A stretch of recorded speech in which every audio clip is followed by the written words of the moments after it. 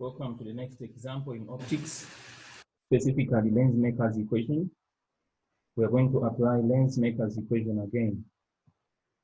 The question reads, what would be the behavior of a plano convex lens whose radius of curvature is 20 centimeters, having refractive index of 1.5 to the rays when placed in a water of refractive index 1.33 and the flat surface is close to the eye.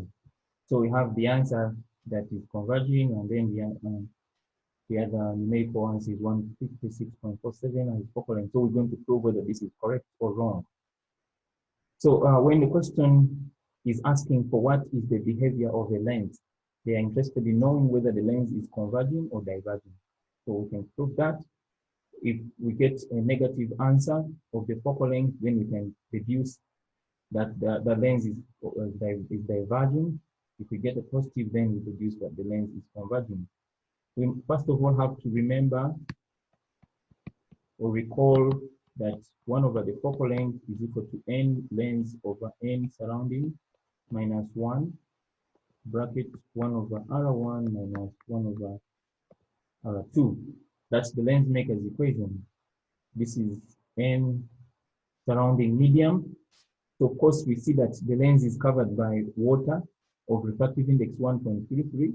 So you see the arrangement. We have the lens, the flat end is close to the eye.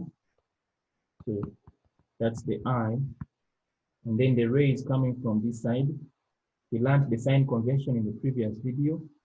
But when the ray meets a curved surface and that surface is convex, then the radius of curvature of that surface is positive. So let's say that this is side 1, that's side 2. Here we have radius of curvature R1, and R1 now is going to be 20 centimeters, and that is positive. Then this side we shall have R2.